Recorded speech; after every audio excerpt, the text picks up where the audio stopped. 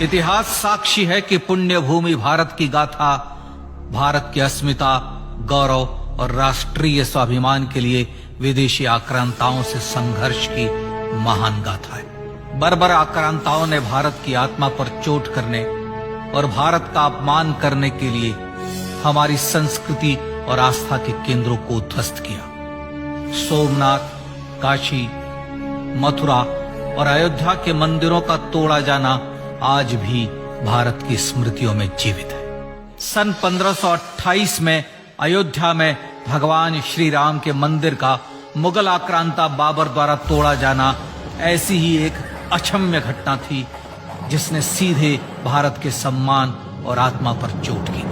कारण साफ था, अयोध्या के श्री राम के मंदिर पर आक्रमण भारत की आत्मा पर आक्रमण था। जहां हर भारतीय के रोम रोम में राम बसते हैं, वह भारत यह अपमान कैसे सहता। राम मंदिर पर आक्रमण भारत को आहत कर गया था। विदेशी हमलावर अपनी बर्बरता दिखाते गए और भारत अपने आत्मगौरव को फिर से पाने के लिए संघर्ष करता रहा। भारत रामलला के जन्म स्थान पर बाबर के नाम पर बने एक ढांचे को देखता और उसे हटाने का संकल्प लेकर शक्ति संजोया करता। हिंदू समाज आत्मसम्मान के रण में डटा रहा और लगातार हमलावरों द्वारा बनाए गए बाबरी ढांचे को हटाने के लिए लड़ता रहा। सरयू कई बार रक्त से लाल हुई। कभी स्थानीय शासकों ने तो कभी साधु संतों और राम भक्तों ने राम जन्मभूमि की मुक्ति के लिए अपने प्राणों की आहुति दी। 74 बार युद्ध हुए। हम कुछ मोर्चे हारे, पर रण जीतने का संकल्प कभी कम नहीं हुआ। हिंदू समाज तलवारों से रक्त रंजित हुआ, पर उसने हार नहीं मानी। उसका संकल्प अजेय था।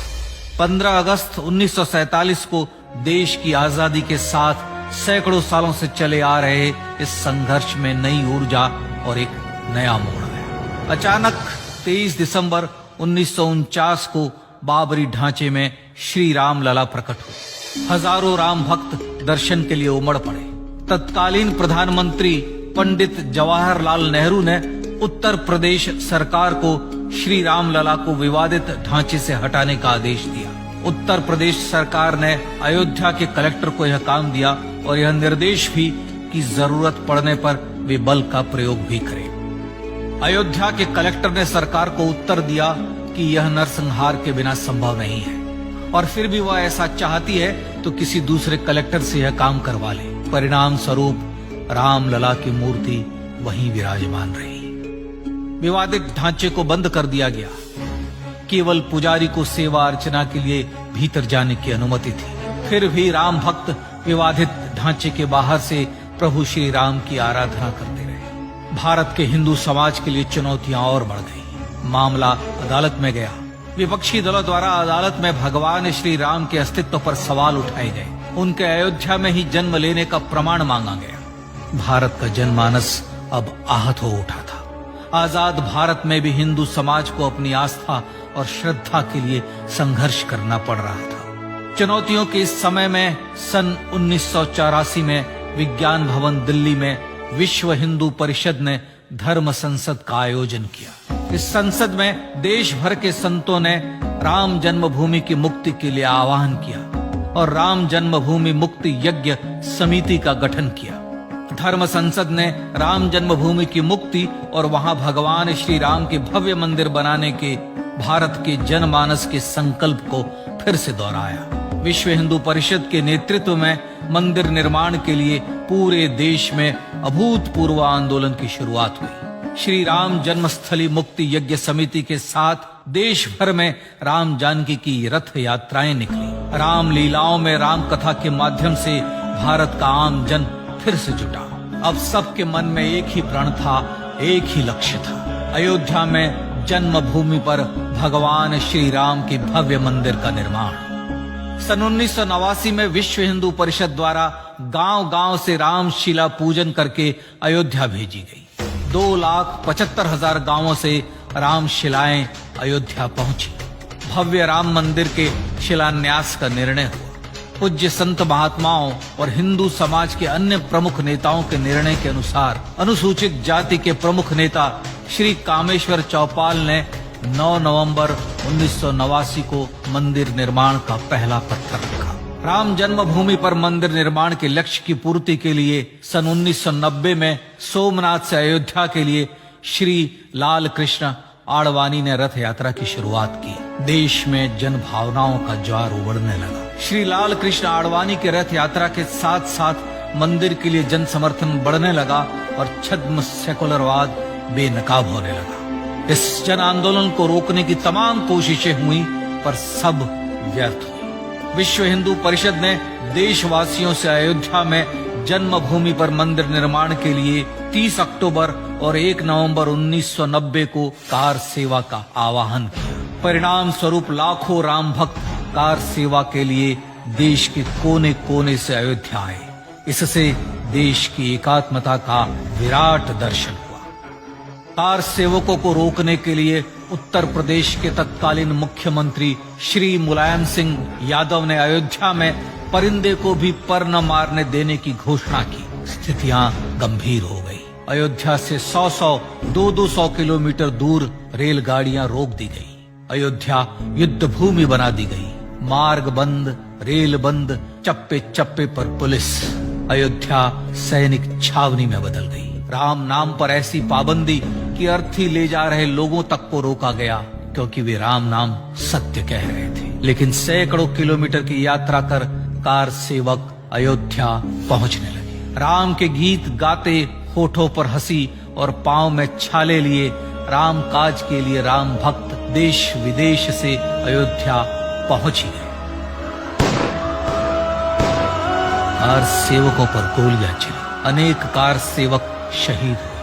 आजाद भारत में जन्मभूमि पर राम मंदिर के लिए कार सेवकों ने फिर एक बार अपना बलिदान दिया, पर कार सेवकों ने विवादित ढांचे पर भगवा फहरा ही दिया और इस तरह कार सेवा सफल हुई। श्री राम जन्मभूमि आंदोलन ने भारत की सुप्त आत्मा को झकझोर कर जगा दिया।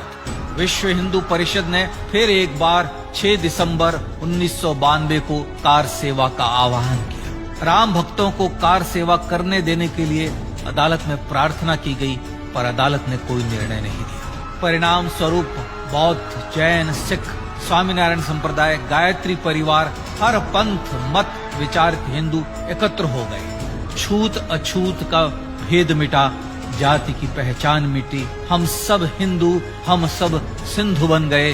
राम सिंधु में ज्वार उठा और देखते ही देखते 6 दिसंबर 1992 को श्री राम जन्मभूमि से बाबरी ढांचा सदा के लिए हट गया।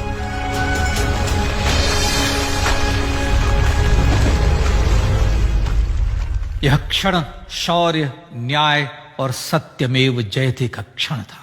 यह तो धर्मस्ततो जय का क्षण था। पर संघर्ष की गाथा यहां जाकर भी नहीं रुकी। छद्म सेकुलरवादियों द्वारा भारत और भगवान श्री राम के इतिहास को झुठलाने के लिए अदालतों में चुनौतियों का सिलसिला चलता रहा, जो 1950 से चल रहा था। हिंदू सिखों के बीच से गुजरते हुए भगवान श्री राम का दर्शन करने के लिए विवश थे। यह स्थिति थी आजाद भारत में श्री राम और राम भक्तों की। पर सत्य को तो जीतना ही था। आखिरकार देश के सर्वोच्च न्यायालय के 5 जजों की खंडपीठ ने 9 नवंबर 2019 को ऐतिहासिक निर्णय दिया और यह कहा कि अयोध्या जन्मभूमि परिसर की पूरी 67 एकड़ भूमि रामलला की। और न्यायालय ने भारत सरकार को जन्मभूमि पर मंदिर बनाने के लिए एक ट्रस्ट बनाने का आदेश दिया। सर्वोच्च न्यायालय के आदेश के अनुसार भारत सरकार ने 5 फरवरी 2020 को श्री राम जन्मभूमि तीर्थ क्षेत्र नाम के ट्रस्ट का गठन किया और राम जन्मभूमि न्यास की भूमि जो सरकार द्वारा अधिग्रहित की गई थी, उसे ही नवनिर्मित न्यास को वापस दे दिया गया। 5 अगस्त 2020 को भारत के प्रधानमंत्री श्री नरेंद्र मोदी ने श्री राम जन्मभूमि तीर्थ क्षेत्र के अध्यक्ष पूज्य महंत नृत्य गोपाल दास, राष्ट्रीय स्वयंसेवक संघ के पूज्य सरसंघ चालक डॉक्टर मोहन भागवत एवं उत्तर प्रदेश के मुख्यमंत्री श्री योगी आदित्यनाथ की उपस्थिति में श्री राम जन्मभूमि पर भगवान श्री राम के भव्य मंदिर के लिए भूमि पूजन कर निर्माण कार्य का शुभारंभ किया। इस तरह लगभग 500 वर्षों से राम जन्मभूमि की मुक्ति के संघर्ष का पटाक्षेप हुआ।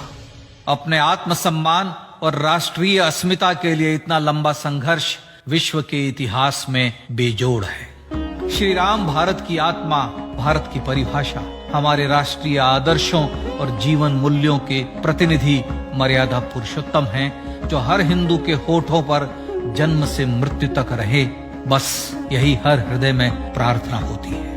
राम भारतीय राष्ट्रीय स्वाभिमान और आसेतु हिमालय से समुद्र पर्यंत तक जन जन को एकात्मता के बंधन में बांधने वाले रक्षा सूत्र है। अयोध्या स्थित श्री राम जन्मभूमि पर बाबर का हमला वास्तव में भारत के स्वाभिमान और राष्ट्रीयता पर हमला था। प्रधानमंत्री श्री नरेंद्र मोदी द्वारा श्री राम जन्मभूमि पर राम मंदिर का पुनः निर्माण न केवल बाबरी मानसिकता का पराभव है, बल्कि संपन्न, सुखी, सुसंस्कृत, सर्वशक्ति संपन्न स्वराष्ट्र का सूर्योदय भी है। यह उस राम राज्य की दिशा में वह कदम है जिसकी अभिलाषा राज राजेंद्र चोल, कृष्णदेव राय, छत्रपति शिवाजी महाराज से लेकर महात्मा गांधी तक ने की थी।